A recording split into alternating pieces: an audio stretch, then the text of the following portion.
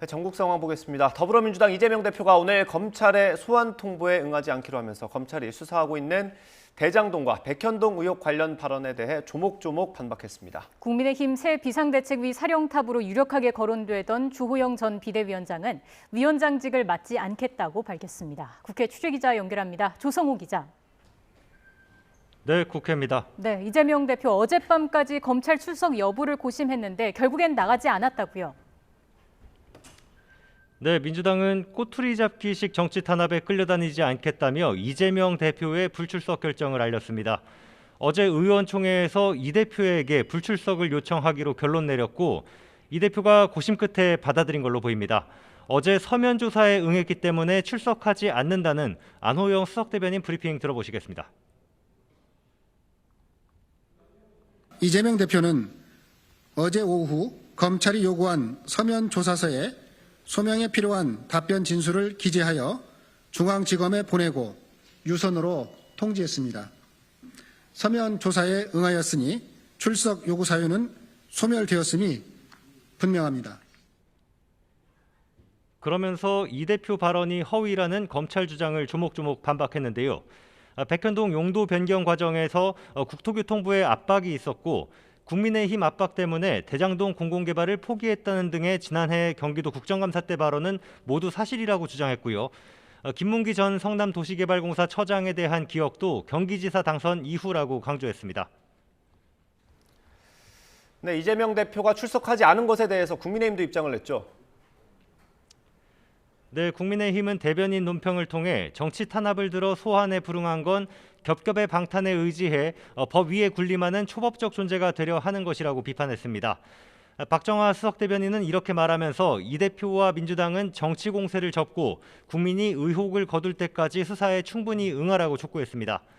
권성동 대표 권한대행 겸 원내대표도 검찰 소환에 이 대표도 예외 없이 응해야 한다고 말했습니다. 들어보시겠습니다. 대한민국 국민이면은 지휘 고하를 막론하고 검찰의 수사에 적극 응할 의무가 있습니다. 이재명 대표 스스로 본인을 성역이나 치해 복권 지역에 있다고 착각하지 말기를 바랍니다. 반면에 민주당은 윤석열 대통령 부인 김건희 여사 관련 의혹으로 역공에 나섰습니다. 박홍근 원내대표는 주가 조작과 허위 경력 의혹 특검법안을 최대한 조속히 발의하도록 박차를 가하겠다고 밝혔고요. 심지어는 이 대표를 오늘 소환하려던 게 김건희 여사 논문 관련 국민검증단 발표가 있기 때문 아니냐는 의혹도 제기했습니다. 이 내용은 김성환 정책위 의장 발언 들어보시죠. 겨우 말꼬리 하나 붙잡아 놓고 같은 날 서면 조사로도 충분한 사안을 굳이 검찰 출석을 요청한 것은 김건희 여사 이슈를 이재명 당대표 이슈로 덮겠다는 낡은 수법이 아닌지 의심하게 됩니다.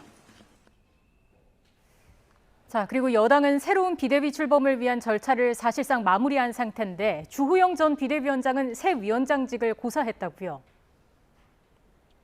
네, 어제 당원 개정을 위한 전국위원회와 그리고 비대위 구성을 다루는 상임 전국위원회를 마쳤고 주호영 비대위가 해산하면서 새 비대위 출범을 위한 절차는 사실상 마무리 단계입니다.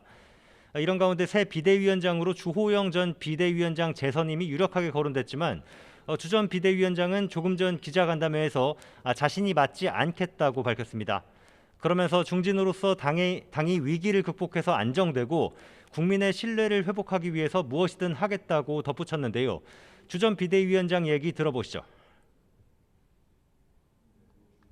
당으로부터 다시 비대위를 맡아달라는 제안을 받았습니다마는 그런 이유로 제가 맡지 않는 것이 좋겠다는 의견을 말씀드렸습니다. 세술은 세 부대에 담는 것이 좋다는 취지에서 훨씬 더 좋은 분을 모시도록 당에 건의를 드렸고 권성동 권한대행은 오늘 오전부터 선수별로 의원들과 만나 의견을 듣고 있습니다.